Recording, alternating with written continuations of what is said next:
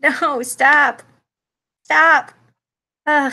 So I accidentally wrote everyone was a nude once instead of noob, and then I tried to change it, and then I somehow accidentally did change it, but at the same time, I also accidentally made new streams. Now I'm trying to get rid of the old stream and just do the new stream, but now I don't have to get rid of the old stream. Everyone was a nude once. Yeah, not what I was looking for. Oh no. All the. Oh, stop. Stop.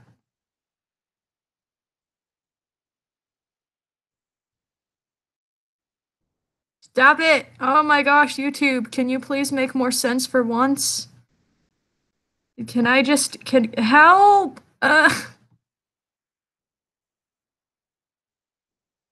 What the f. No, private. Private. How do I make it private? No, I don't want to click on the whole thing. Oh my gosh. Okay, maybe advanced settings. How do I just delete this piece of shit? Holy crap, I'm so annoyed right now. Stop. Stop. What the fuck? Stop existing.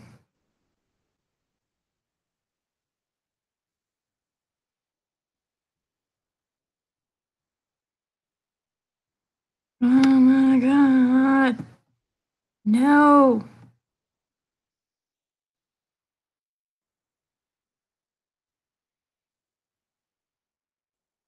There. There we go. Now to try and.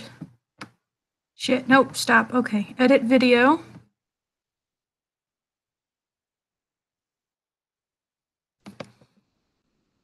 Man, it's so difficult.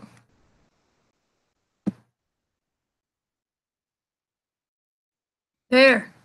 Thank you. The last thing I want is a video that says everyone was a nude once instead of noob once on my channel, because then somebody's gonna flag my video or something for that. I don't know. I got flagged for saying Eskimo one time, and then another time I got flagged because I put my boyfriend's foot in my mouth. I don't know. Anyway, yeah, so this is League of Legends and I'm playing for the first time. I'm gonna go back into YouTube so that I can look at the chat.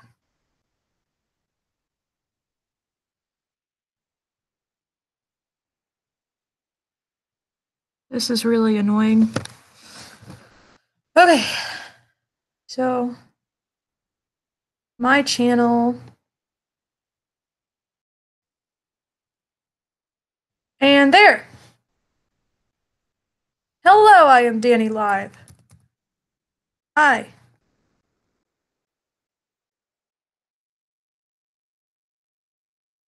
Again. Oh, almost forgot. There we go. I'll be checking the chat every now and then.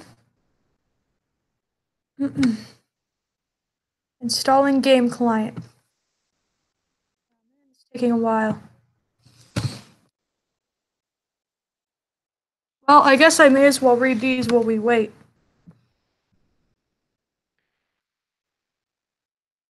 Bilgewater captain famed for her looks. Looks? I'm sorry, I don't know, is this looks or did somebody get caught in a Victoria's Secret closet? Cause all I see here is a thought. It's like, Velma from Scooby-Doo? Is that you? I don't know. A Bilgewater captain famed for her looks, but feared for her ruthlessness, Sarah Fortune paints a stark figure among the hardened criminals of the port city. As a child, she witnessed the Reaver King Gangplank murder her family, an act she brutally avenged years later, blowing up his flagship while he was still aboard. Those who underestimated her will face a beguiling and unpredictable opponent. No, get out of my. Beguiling an unpredictable opponent, and likely a bullet or two in the gut. Learn more, I guess.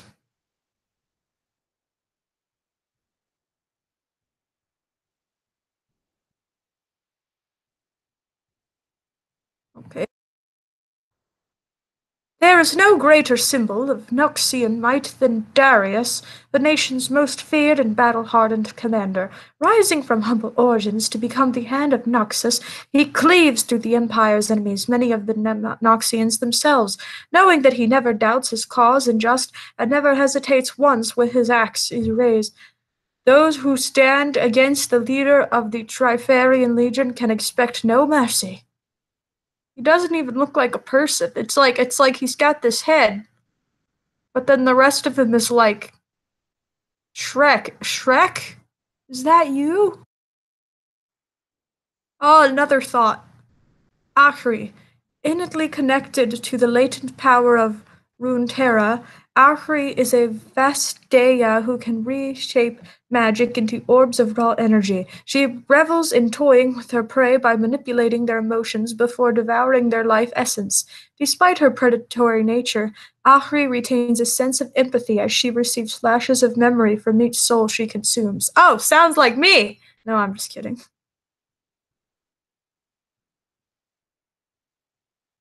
I like this character. Anyway.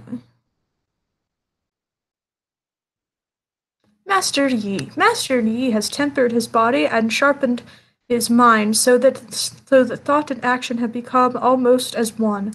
Though he chooses to enter into violence by only as a last resort, the grace and speed of his blade ensures resolution is always swift. As one of the last living practitioners of the Lonian art of Wuju, Yi has devoted his life to continuing the legacy of his people, scrutinizing potential new disciples with the seven lenses of the insight to identify the most worthy among them. So do I just I guess in the meantime we'll just read up on these characters while this loads. Let me check out the chat, see what people are saying, if anyone's saying much of anything.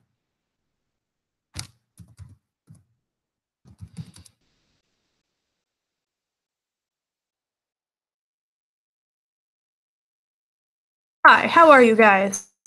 Good, you?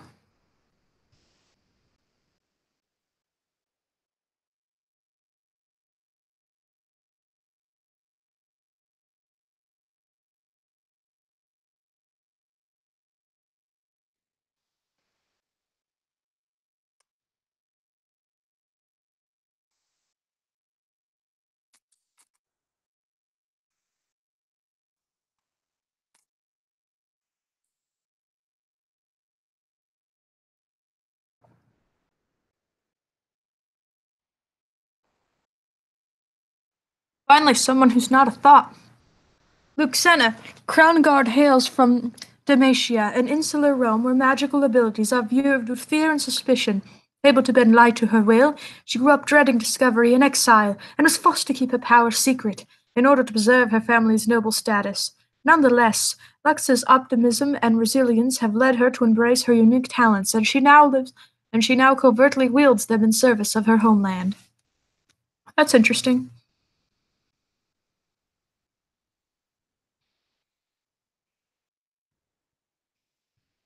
Begone, thought!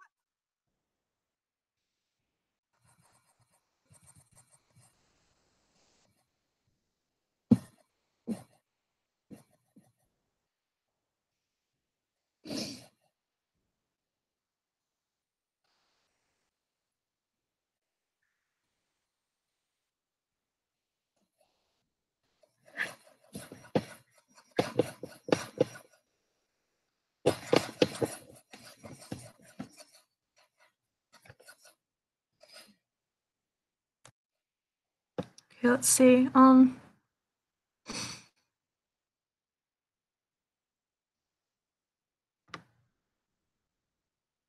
Human emotions can be more volatile than even the deepest magic. True. Innately connected to the latent power, Runeterra Ahri is a Vestea who can reshape magic into orbs of raw energy. She revels in toying with her prey by manipulating their emotions before devouring their life essence. Despite her predatory nature, Ahri retains a sense of empathy as she receives flashes of memory from each of the souls she consumes.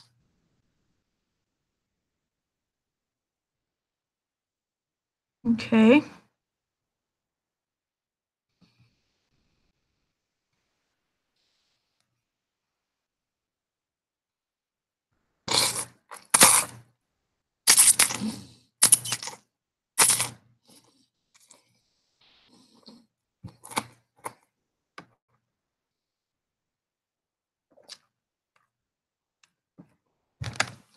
Innately connected to the latent power of Runeterra, Ahri is a Vastea who can reshape magic into orbs of raw energy. She revels in toying with her prey by manipulating their emotions. Abandoned in the snowy woods of northern Alonia, Ahri knew nothing of her original family, save the token they left her, a pair of matching gemstones. She joined a pack of ice foxes as they stalked prey in their morning hunt, and before long they adopted her as one of their own.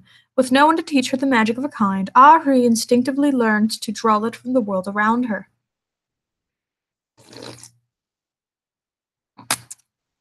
Shaping destructive spheres and quickening her reflexes to take down prey.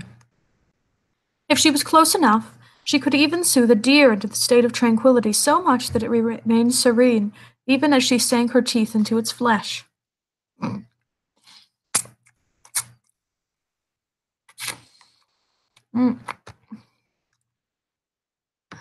Ahri first encountered humans when a troop of foreign soldiers camped near her den. Their behaviors were strange to Ahri, and curious to learn more, she watched them from afar. She was especially drawn to a hunter who, unlike his wasteful companions, used every part of the animals he killed, reminding her of her fox family. When the hunter was wounded by an arrow, Hopri felt his life seeping away. She instinctively devoured the essence leaving his body, and gained brief flashes of his memories, the lover he had lost in battle, his children from a strange land of iron and stone. She found she could push his emotions from fear and sorrow to joy, and charmed him with visions of a sun-soaked meadow as he died. Euphoric at the rush, I figured it was like that, of absorbing the hunter's life, Ahri felt more alive than ever. Yeah, because she doesn't have emotions or feelings. Because she was so hurt, probably, when she was abandoned and alone. So she probably absorbs the feelings of others, or even pretends to have them sometimes, so that she can get that rush of having the feelings that she doesn't, so that she can feel more full. But unfortunately, she'll never feel that because she blocks out the emotions because of what she's been through. That's my theory so far from reading on this character, and she probably just absorbs the emotions of others so that she can feel that emotions that they had. And traveled alone in search of more victims. Although more victims, the first guy didn't sound like he was a victim, though. He was dying anyway. If anything, she made things better for him.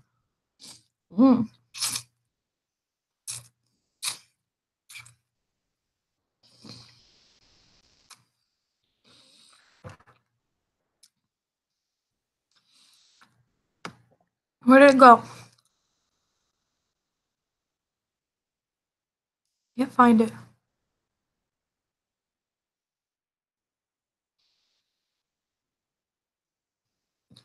She relished toying with her prey, shifting their emotions before consuming their life essence, sheltered between dazzling them with visions of beauty, hallucinations of deep longing, and occasionally dreams colored by raw sorrow.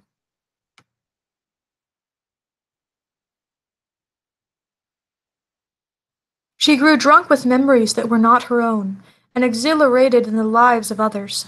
Through stolen visions, Ahri watched through their eyes as they pledged fealty to a temple shadow, sacrificed offerings to a deity of the sun incarnate, encountered an Avian tribe of Vestea that spoke only in song, and glimpsed mountainous landscapes unlike any she had seen.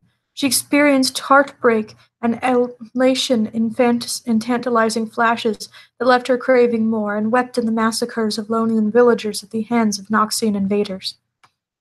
Ahri was surprised when the memories led her to discover the tale of an unearthly fox demon. As she absorbed more life essence, she grew to identify more and more with her victims, and felt guilty at ending so many lives. She feared that the myths about her were true. She was no more than a cruel monster, but whenever too much time passed between feedings, she sensed her own power fade, and could not help but partake once more. Ahri tested her self-control by consuming small quantities of life essence, enough to absorb a memory or two, but not enough to kill. She was successful for a time, but was tortured by her unending hunger, and soon succumbed to temptation, indulging in the dreams of an entire coastal village. Tormented by her mistake, Ahri could not forgive herself, and felt a deep sorrow that forced her to question her own existence. So she withdrew into the forest caves, isolating herself in hopes of controlling her relentless desire. Years later, she emerged, determined to experience a facet of life through her own eyes. Though she might indulge in occasional essence, she resisted consuming entire lives. The twin gemstones as as the only clue to her origin. Ahri set out in search of others like her. No more would she rely on borrowed memories and unfamiliar dreams. That is so interesting.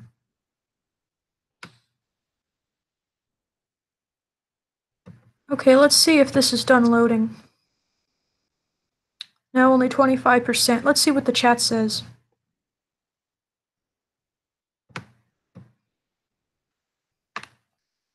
Nothing at the moment. Do I have any views?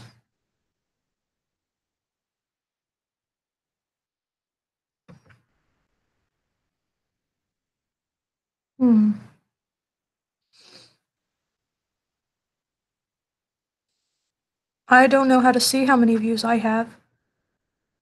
Google Hangouts is inaccurate and I have to only view my own video that I'm creating through this way.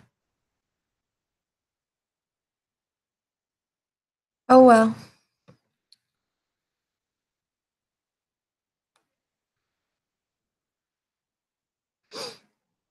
The market smelled of burning incense and rotting cabbage. Audrey wrapped her cloak around her 9 tails and fiddled with her twin sunstone. She sounds like a kitsune, which is a Japanese creature that lives for, I think they live for 1,000 years or something. And then they get like 9 tails and take on the form of a woman or something like that. When I was younger, I really liked kitsunes and I created my own foxtail, but just one of them, and pretended that I was a kitsune. But my therapist from the institution at the time had actually tried to give me medication based on that, even though I told her multiple times that it was a pretend game.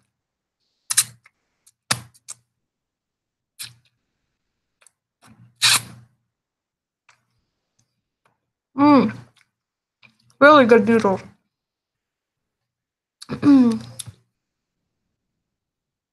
Each one of them had the shape of a blazing flame, and they were carved in such a way that their sharper edges fit together, forming a perfectly smooth orb. She had carried the golden stones since before she could remember, though she had no knowledge of their origin.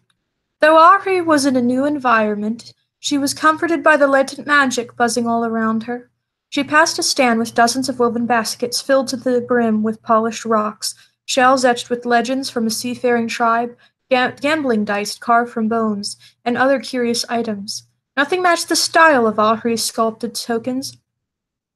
Care for a gem to match the blue of the skies? Asked a gray-bearded merchant. For you, I'll trade a cerulean bauble for all of the for the cost of a single cry raven feather, or perhaps a seed of a jubji tree. I'm flexible. Ahri smiled at him, but shook her head and continued through the market, sunstones in hand. She passed a stand covered in spiky orange vegetables, a child selling fruit that shifted color with the weather, and at least 3 peddlers swinging tins of incense, each whom claimed to have discovered the deepest forms of meditation. Were they monks? Fortunes!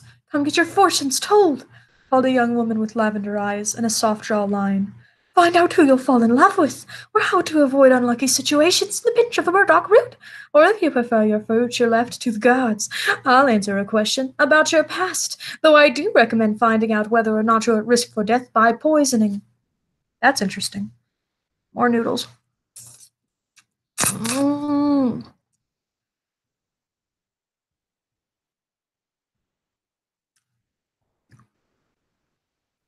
A tall Vistaya, with feline ears, was about to take a bite of a spiced patry. He froze and stared at the fortune teller in alarm. The answer is no, by the way. Yours is free, she said, curtsying at him before turning to Ahri. Now you look like you've had a dark and mysterious past, or at least some tales worth telling, or worth sharing. Any burning questions for me, lady? I wonder if she thinks that she's had a dark and mysterious past because of all of the memories that she's absorbed, so it made the woman think that Ahri was more interesting than she really was. Or if the reason why Ahri was asked this by the lady is because she really does have a dark and mysterious past because she lost her family and so on.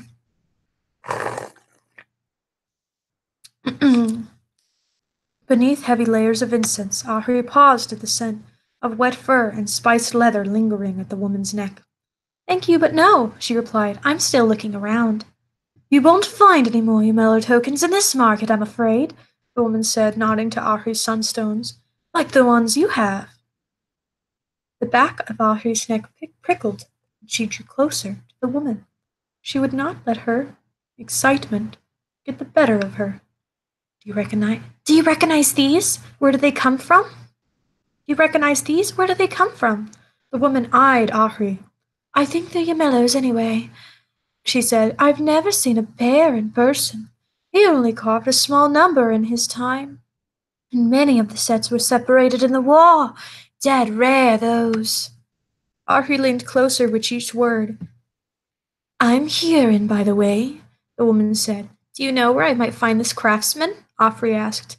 Huron laughed. No idea, but if you come in, I'll tell you what I know.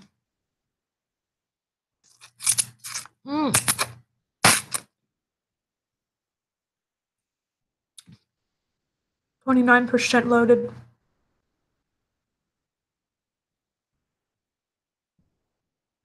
Where did the book go? I liked it. Oh, there we go. Ahri wrapped her cloak around her shoulders and eagerly followed the fortune teller past her booth and into the caravan decorated wall to wall with animal skins. Tea? Bjorn said. I brewed it this morning. She poured 2 cups of the liquid, the color of plum wine, taking one for herself. The tea tasted of bitter oak bark, masked by a cloying dollop of honey. Huron held out a hand toward the stones, but Ahri kept them close. I'm getting the sense that these are special to you, she said with a wry smile. Don't worry. I have no interest in peddling stolen sunstones. Bad for a girl's reputation. Mm.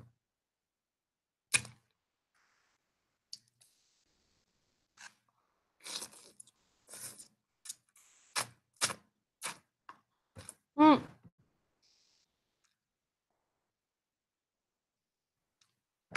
Anyone in the chat?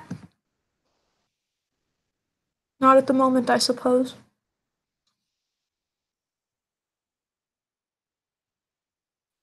Can you tell me can you tell me where they come from? Asked Ahri, handing them over gingerly. Huron held them up to the light. These are beautiful, she said. I don't know how they fit together so perfectly. I've not seen the like. Ahri said nothing. She stood frozen with curiosity, and did not take her eyes off the woman. Legend says the sculptor known as Yamello collected fossilized lizard eggs from 1,000 years ago as he carved and that he carved into intricate shapes. These ancient lizards lived long before the Ghetu Sea dried up to a desert, leaving only petrified bones and dust. Huron coughed, and Ahri detected a bitter note upon her breath, as if she had been drinking vinegar. Hmm.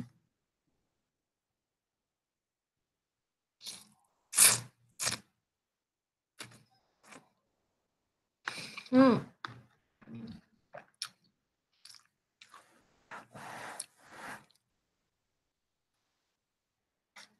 Yamello stones are designed as small pieces that fit into a larger sculpture, she continued, the woman dangling the golden pieces in front of Ahri's face.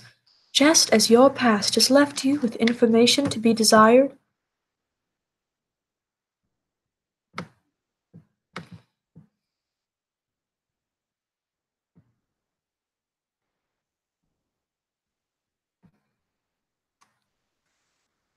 Um, ah!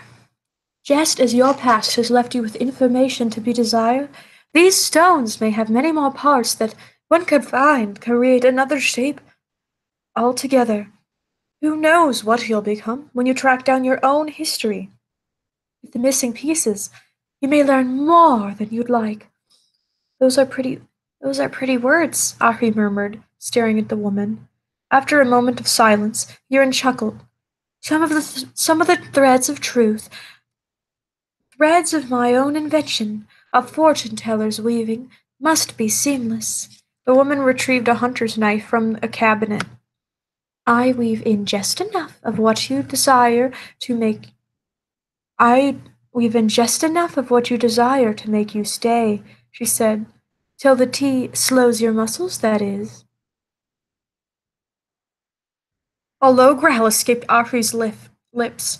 She would tear this woman apart. She tried to pounce, but her limbs did not obey. She was rooted in place.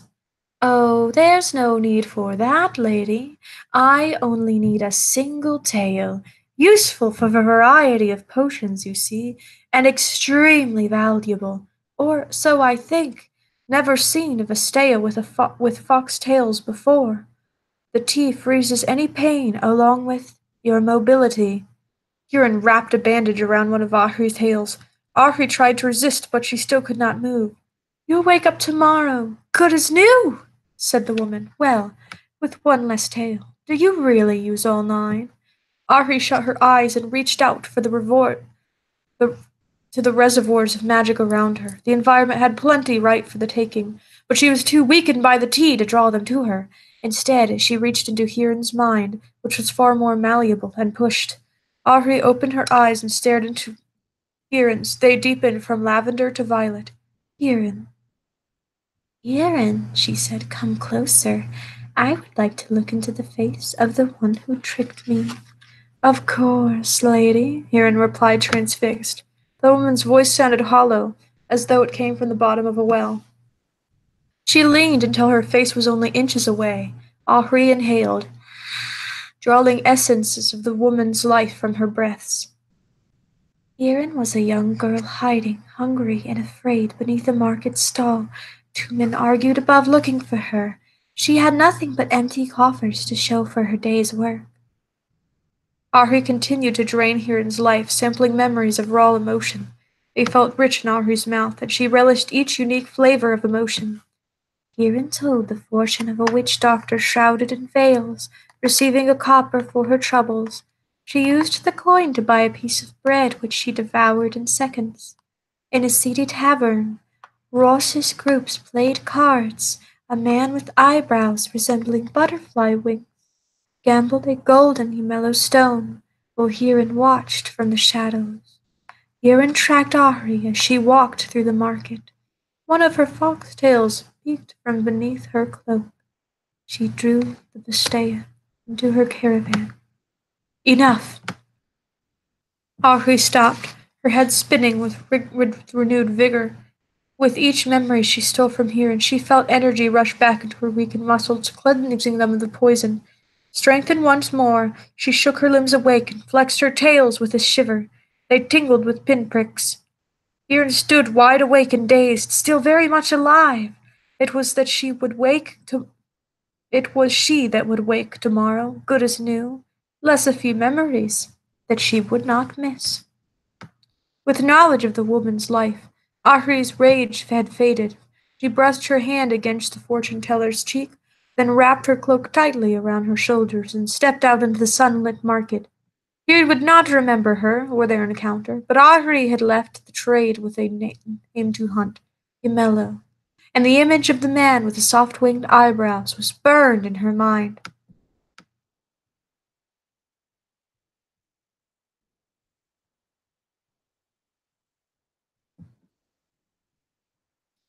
Are we done here? Is this done loading yet?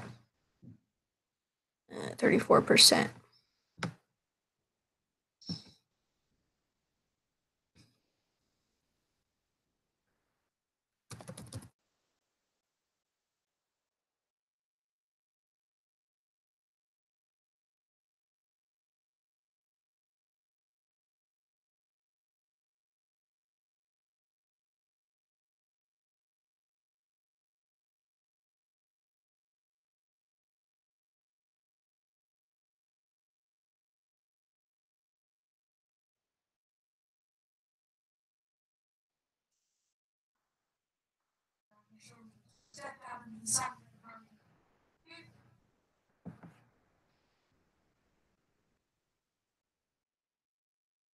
Innately connected to the latent power of Runeterra, Ahri is a Vestea who can reshape magic into orbs of raw energy.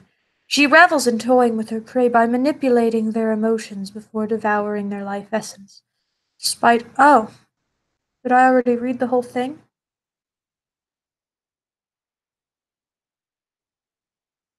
Think I may have.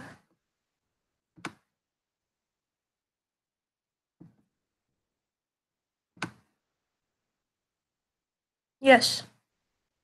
Let's see. Oh, this person looks interesting. Nami, the Tide Caller. Hmm. Oh, these noodles. Mm, mm. Wonderful noodles.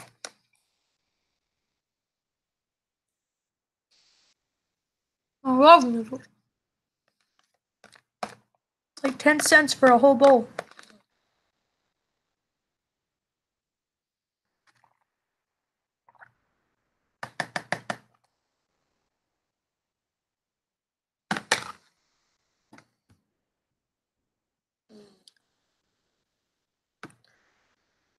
A headstrong young Vestaya of the seas, Nami uses her mystical tide-collar staff to reshape the tides and defend her fellow Mare from danger. The first of her kind to leave the ocean and venture onto dry land, Nami faces with the unthinkable with grit, determination, and daring mettle. In the seas of the west of Mount Targon dwells a tribe of Vestaya known as the Marai. Long ago, these mermaic creatures discovered a rift in the depths. The rift bore a horrible creeping darkness which sought to exterminate all forms of life. At the center of their village, the Marai placed a glowing rock known as a moonstone, which is said to be infused with the celestial magic of the heavens. I'm going to be infused with the celestial magic of Blue Mountain Dew.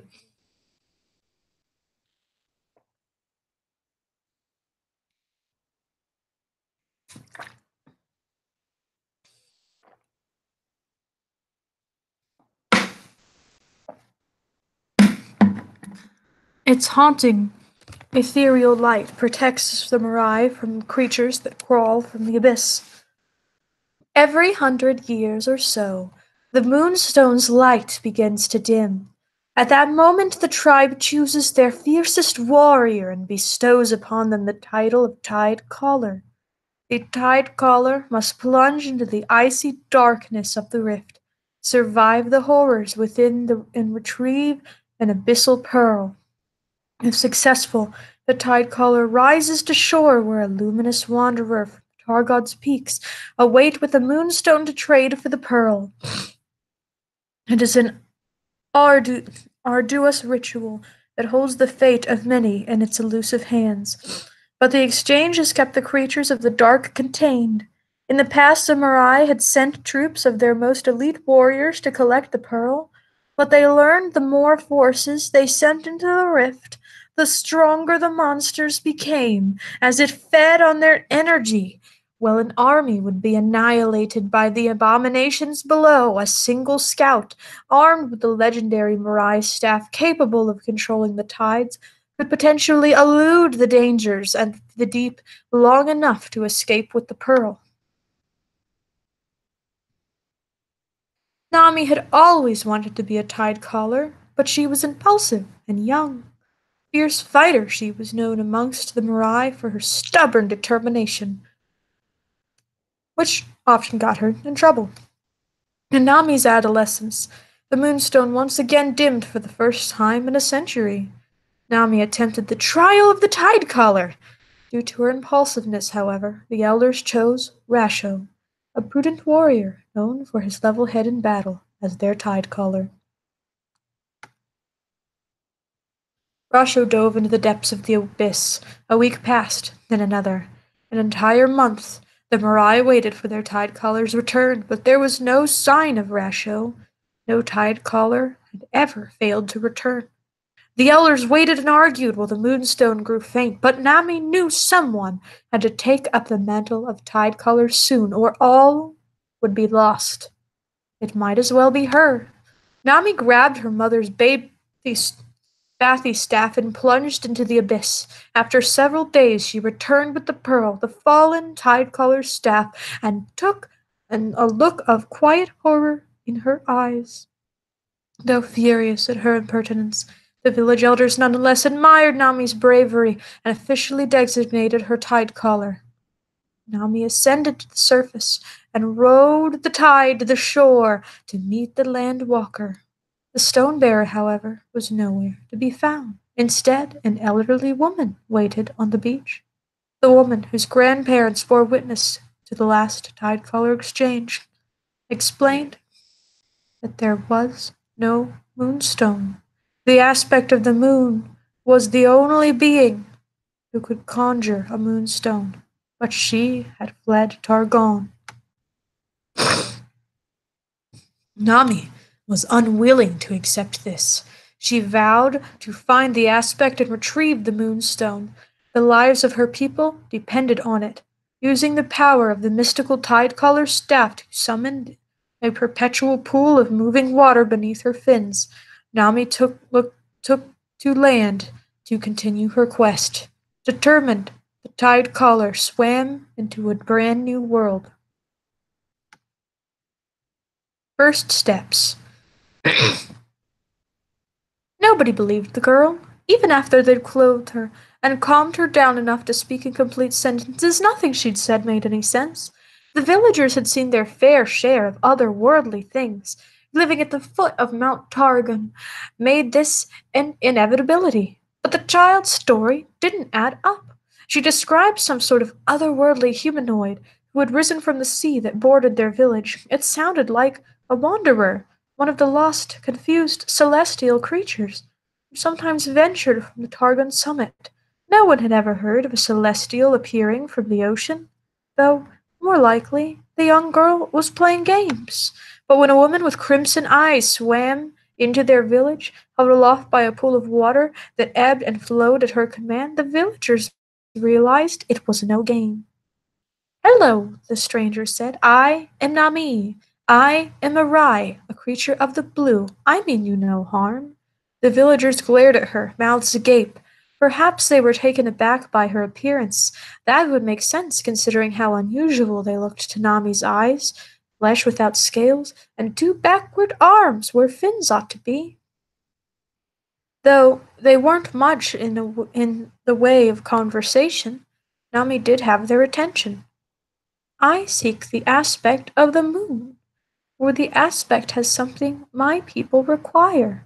Without it, they, and possibly all the world, will succumb to a hungry and merciless darkness." The villagers continued to stare at Nami, slack-jawed and mute. Only a sleepy, four-legged beast went unfazed by the appearance of the mermaidic creature in the village as it carried on, pulling mouthfuls of dried grass from a wheeled cart and smacking at slobbery gums. Nami stood in the silence, tapping her staff awkwardly. "So if anybody knows where the aspect is, that would be, she sniffed, eager to create any noise to break the endless hush that had fallen the crowd. "Most helpful to me." It was as if the villagers had been frozen in place, it was so quiet.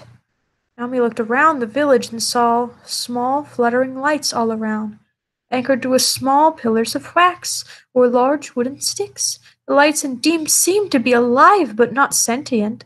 They fluttered in the breeze and crackled with energy. "What do you call that?" Nami asked, pointing at the light. "It's lovely." An old man in golden robes stepped forward. The people of the Oversky insisted on covering themselves, for reasons Nami couldn't immediately understand, flanked by two sentinels. From many layers of draped fabric, Nami deduced he must be some type of elder. Or perhaps he was just cold. "You seek the moon," he asked. "Is she your friend or your foe?" Nami narrowed her eyes. The man's lip quivered with silent rage. The moon's aspect was clearly important to him, but in what way? Did he worship and wish to protect it, or did he consider it an enemy? Nami weighed the options. Surely, she thought, no one would be so unwise as to make an enemy of the moon itself. She replied, "Friend, of course." "Heretic!" the elder shouted. "Fiend! Fiend! I said fiend! You misheard me," Nami shouted, but her pleas went unheard as the sentinels shouted orders. Many of the villagers' people Village's people grabbed their weapons, dipping the spears into round containers of fluid, sparking them alight. Nami stared at the tips of the spears, flickering with orange light spirits. Their dance was mesmerizing but radiated heat. Nami suspected touching one would be incredibly unpleasant. You will leave the village at once. You spread fear and deceit, and we will have none of it, the elder demanded. Nami stared at them for a moment, her face hard. This was it, her first test as a landwalker. She knew that if need be, she could defend herself against everyone in the village, but that wouldn't get her what she needed. I'm scared, she said. The elder smiled. Nami did her best to ignore it. Not of you. Looked into the hungry, hateful maws of darkness, and thought I would never feel joy again. Your spears can't compare to that, she said. And so, I'm not going to leave. Not while my people are still in danger, she said. She moved forward and planted her staff in the ground. She moved with such confidence and fearlessness that the village were taken aback physically. In one unfortunate case, a young villager stumbled backward, his spear of heat skittering out of his hands, landing beneath the cart of dried grass. The dancing heat spirit grew taller. It licked the grass, spreading its own energy to the pile of dry hay. Within moments, the entire cart was ablaze with hot, volatile energy. The grazing beast brayed in terror and turned away from the blaze. It kicked its muscular legs in confusion, knocking the cart onto its side, launching and burning grass into the air. The wisps of heat landed on the village's thatched roofs and spread rapidly, consuming everything in its path with a voracious appetite. The villagers scrambled to fetch bucketfuls of water from a nearby well. Nami watched in frightened fascination as they hurled the liquid at the angry spirits. For a moment, their efforts seemed to beat back the spirits' rage, transforming the flickering light into a horrible cloud of hissing air that, unlike the rest of the air in the over sky, seemed to expand with weight and form. The hissing smoke swirled as the spirits drank up the water and danced along the rooftops, turning the blue night orange. More water! The villagers yelled. Quickly! I can help with that, Nami thought. Nami raised her tide-collar staff, her knuckles tight. Focusing her thoughts, the seawater lapped the village's shore, began to collect and vibrate. Nami tightened her grip and closed her eyes, pulling back her staff to draw the seawater towards her. The ocean roared. It stretched itself into the air high above the village, a sheer wall of tidal ferocity hovering at the ready. The people screamed. Nami thrust her staff forward, pointing its headpiece toward the dancing heat. Please move, she shouted to the villagers. They did. The wave crashed forward as if to drown the entire village. Just before hitting the ground, the waters twirled and twisted into an enormous turbulent tentacle. It snaked through the air, sniffing out the ravenous trails and the heat and rage. The tendril of ocean water encircled the angry light, coiling around it like a serpent, constricting and squeezing the brightness in a suffocating collapse. With one last smoky gasp, the spirits fizzled, their glow replaced with the quiet blue of night. Nami exhaled, loosening her grip on the staff. The tentacle of water lost shape in an instant and splashed to the ground, to the startled delight of onlookers. The elder and his sentinels dropped their buckets. They turned to Nami, the rage they'd carried moments before now but a memory. They looked upon their visitor with new eyes.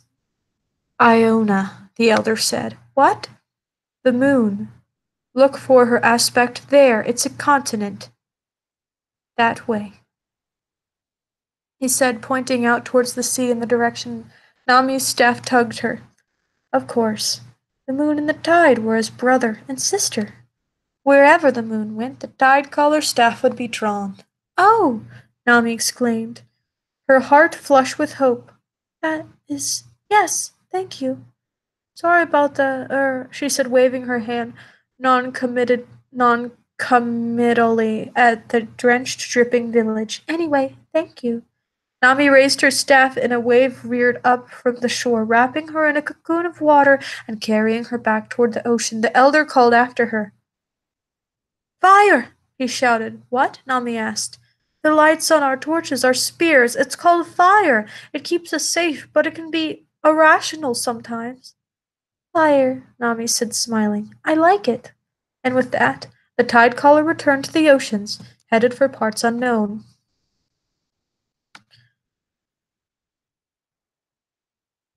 Okay.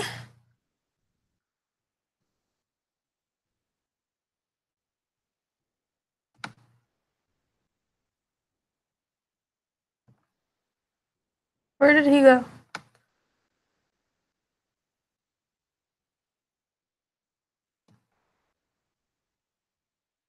Bracken the Charmer. Okay, let's see if this is loaded yet. Oh gosh, it's only 46% loaded. Really? Okay.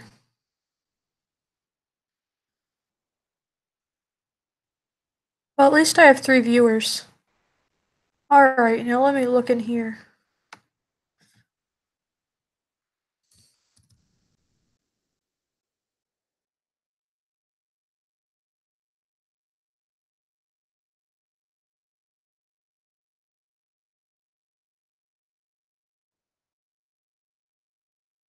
There are said, look, when you finish reading the lore of the game, the stories of the characters in the game, I recommend you look at the cinematics that made Riot, the company of the game, are great.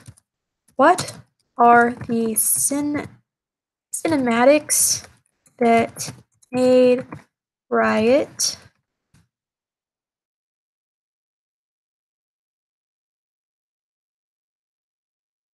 What does that mean?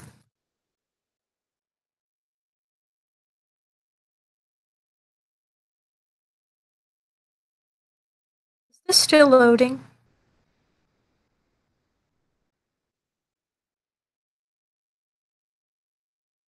Oh, this dude is a thought. Look, he doesn't even have a shirt on. Thought. Okay. As mercurial as he is charming, Racken is an infamous Bastian troublemaker and the greatest battle dancer in Lahalan tribal history. To the humans of the Ionian Highlands, his name has long been synonymous with wild festivals, uncontrollable parties, and anarchic music. Few would expect this energetic traveling showman is also partner to the rebel Xayah and is dedicated to her cause. On the ancient mystical borders of Ionia's deep forests lived the last of the Lohitlan Vestea. It is a place where magic is breathed like air and time has little meaning. To these chimeric creatures, the mortal realm seemed to have become like an unforgiving desert, virtually devoid of magic. Few willingly travel far from their shrinking lands, but Racken has long walked a riskier path. His journeys along the edges of the world's magical streams as an explorer. Magical streams. Magical streams. Is he a streamer? No, I'm just kidding. As an explorer, emissary, and a song catcher for his tribe. Song catcher. Oh, so he's a singer and a streamer. Okay, we have a lot in common. No, I'm just kidding. Well, I don't think I could call myself a streamer yet. I don't get that many views yet. An entertaining rogue, a welcome performer for any tavern or village carnival, Racken was content with the simple adventures of his life on the road, until he had a chance encounter with Xea at the harvest festival in Vlond Quo. Seeing her in the crowd, Racken performed one of his old songs, entrancing the entire town with his gleaming plumage. Though countless human and Vestaean women had fallen for him in the past, this violent raven seemed immune to his charms, though not uninterested. How could she see him and yet choose not to follow him? It was a puzzle with no easy answer. Thought. This man is the thought. Intrigued, the battle dancer decided he would accompany Xea on her travels. He became fascinated by how she interacted with the world, She seemed always prepared, aloof, and focused where she was uninformed, affable, and frivolous, but in any dangerous situation they fought together with uncanny harmony. Soon enough the pair became inseparable. After months of courtship, Bracken began to see the world through Xea's eyes. Inspired by his partner's singular drive, he joined her crusade to reclaim the power of Vestea and take back all that their people had lost. Though Xea had found purpose, and Racken. Through Xea he had found purpose, and Racken had fallen in love. Does she like him back, though? That's the question. That's the question.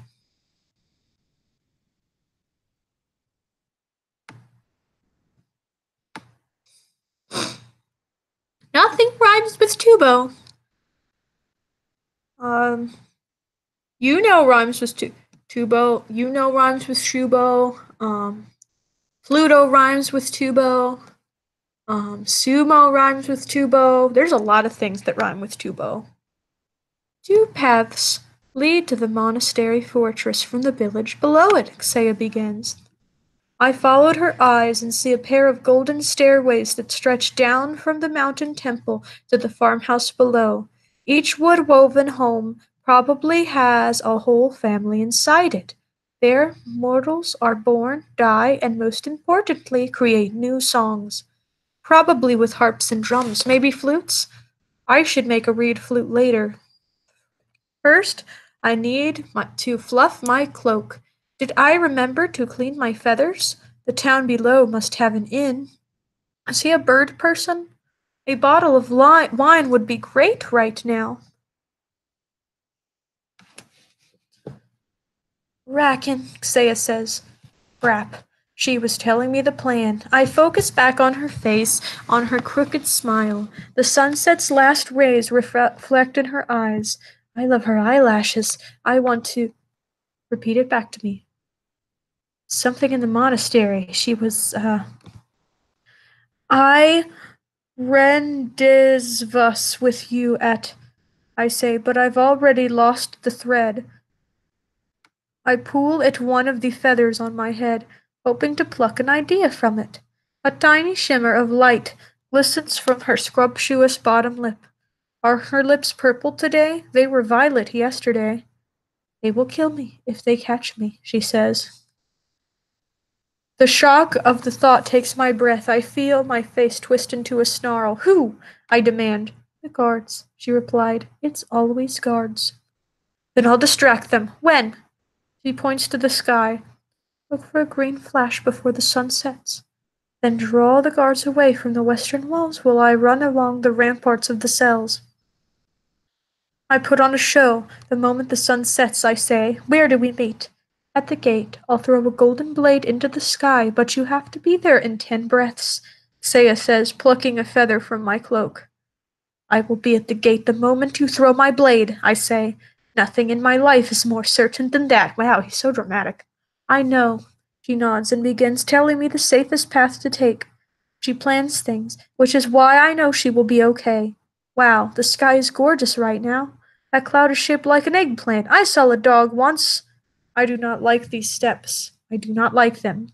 That sounds like my boyfriend when he's upset. Not my boyfriend, my husband. Sorry, we've been married recently. That sounds like him when he's upset. Like when he doesn't like a shirt, he goes, I do not like the shirt. I do not like it. Or like when he has shoes that he doesn't like, he'll go, I do not like these shoes. I do not like it. Or when anything is different than what he's used to, he does not like it. I do not like this. I do not like it. The gold leaf covering the stone is almost the same color as my feathers. It's infuriating. I consider changing their hue, but it would take some magic. Damn, I can't be tired when she needs me. Xea probably sent me this way knowing my plumage would bend in here. A red cape would look better against these steps. Maybe indigo? What's around this corner? More steps. Only humans would cut stone into flat shapes to make a mountain. Boring! I should climb the cliff. Xea said to take the steps, I'm pretty sure. I pick up some pebbles and begin to juggle them. I hear the magic writhing north of me within the twisting roots of the Lafrey forest. The forced song finds its way into my head, and I begin to sing it. What was that? A voice echoes from above. An entryway! A human guard appears, his clothing as dark as the shadow. Who are you? He demands. I am Racken, I reply. How can anyone not know that? Who? I don't like him. I hate him more than Steps. I am Bracken, the battle dancer of the Lawtalan tribe. I am the song of the morning. I am the dance of the midnight moon. I am the charm that... It's that fat-stayed entertainer, another guard interrupts. He too wears boring clothing. Clothes I haven't seen in this area before. The first guard wears a shiny golden amulet on his chest. I snatch it from him. Hey! What's this? What's this? I ask. He doesn't deserve this, whatever this is. He grabs for it, but I flip it around my hand while juggling the pebbles in the other. Give me that. I flick each stone into his face. No, I say. Then as innocently I can, I ask, is it important? He draws back he draws a pair of hook swords. I take one away from him before he can raise them. Open the gate. I'll give you back this shiny thing. I offer it as I twirl his amulet in my palm, and then send it spinning up my arm. Instead, the rude fool swings at me. Okay, so not only is this man a thought, but he's also a stupid thought.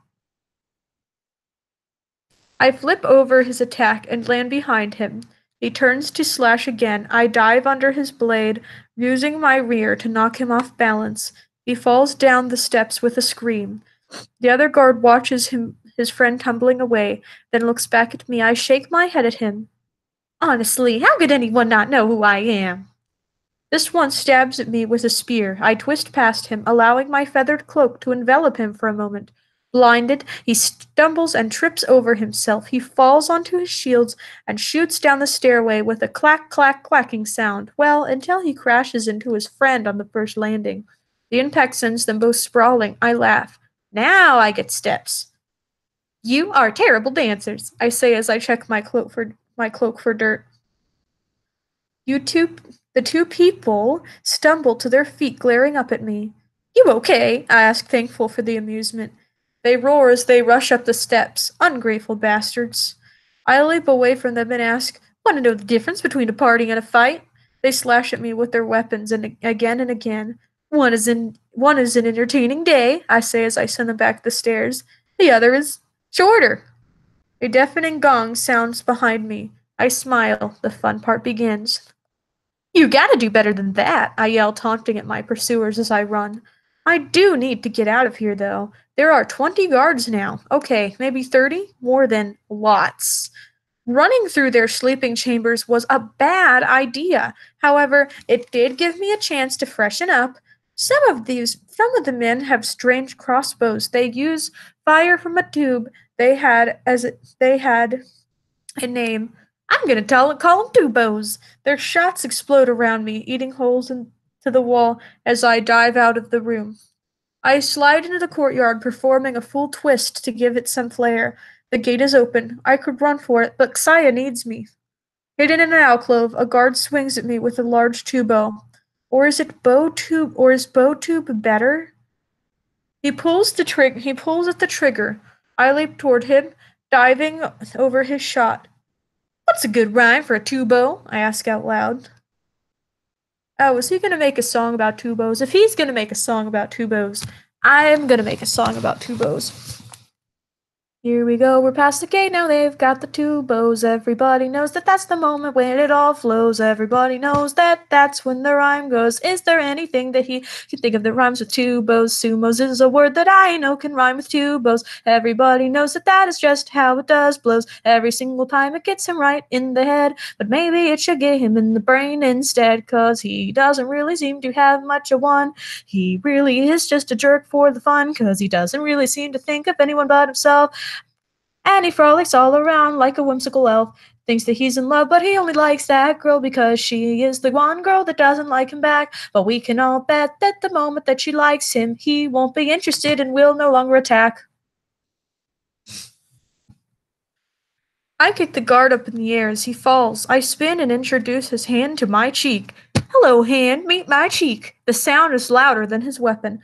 Oh, slap, I say, mimicking its intensity. The human rolls to his feet, pulling a short sword. How are you not getting this message?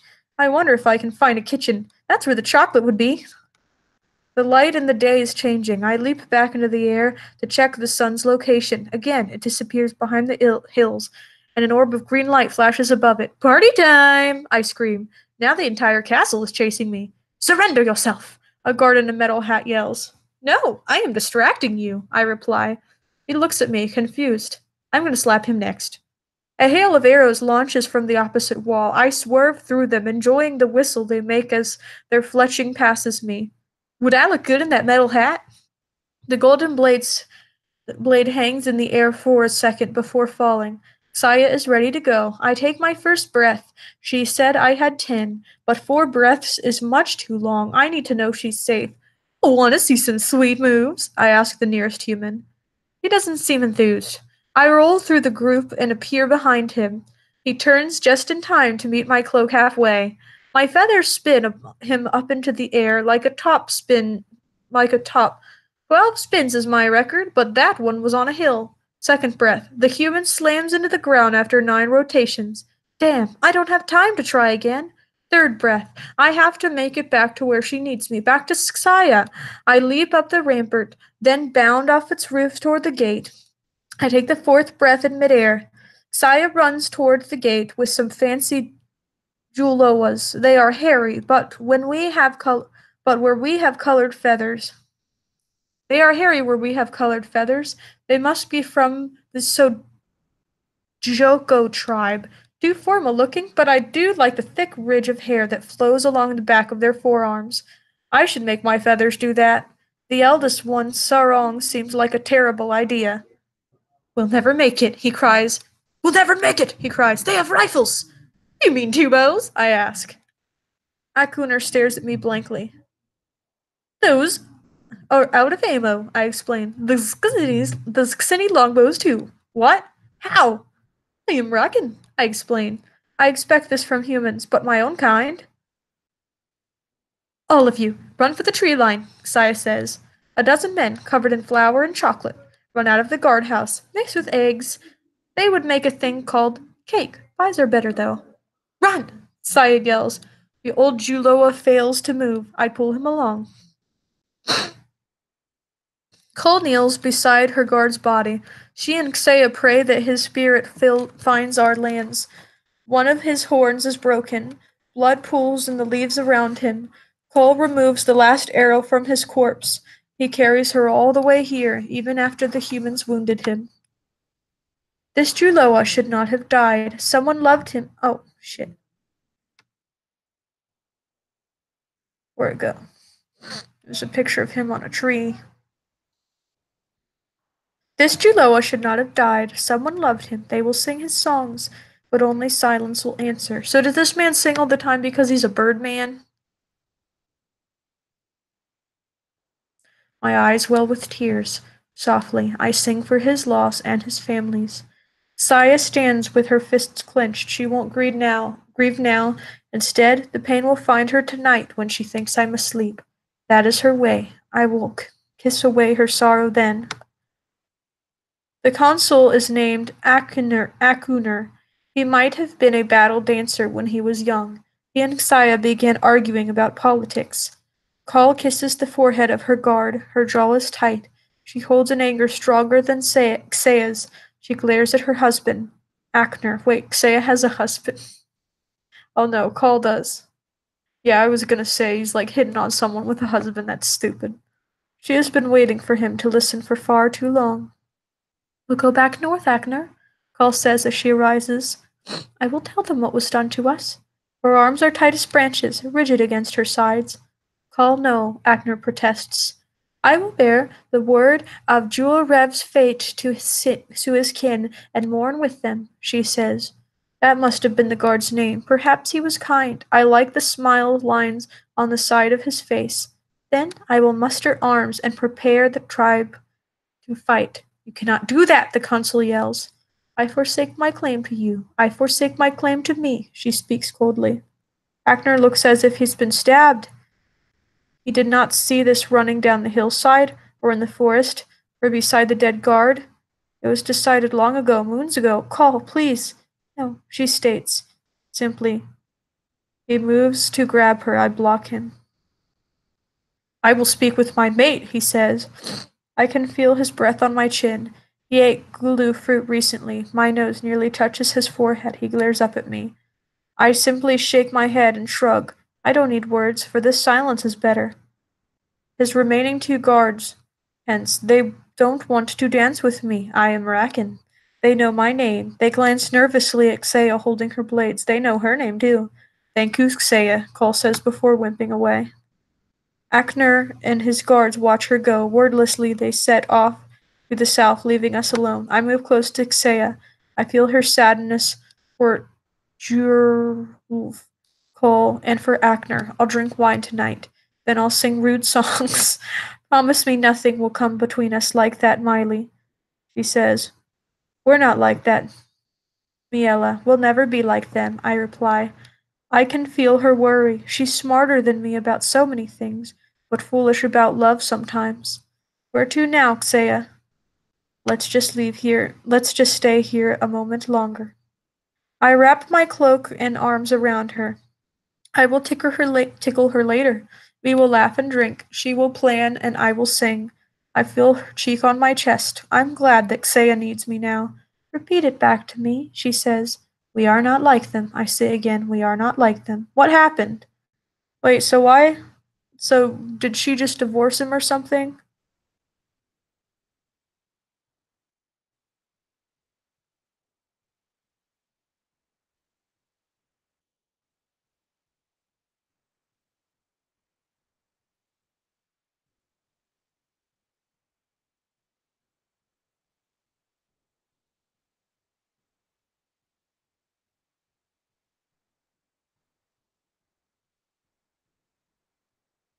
Oh, so she basically just.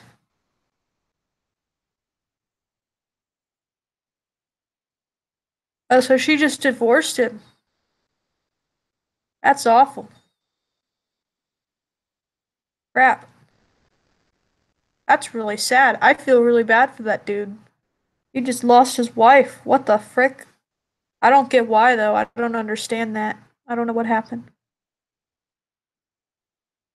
Oh, someone just sent me a video.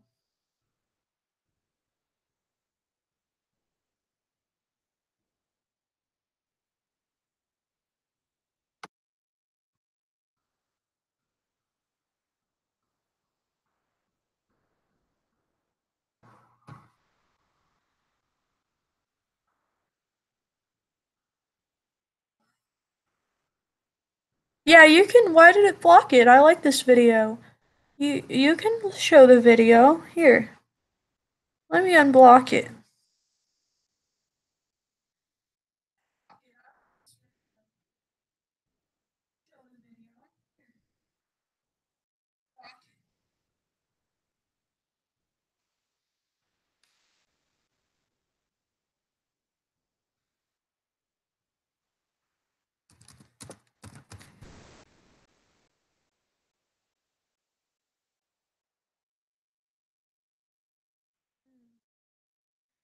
Oh wow, I'm looking at myself here. That is so weird.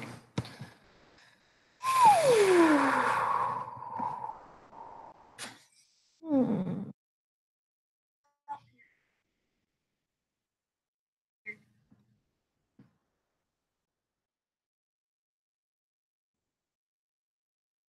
It's loaded yet? I'm getting kind of bored. 60%.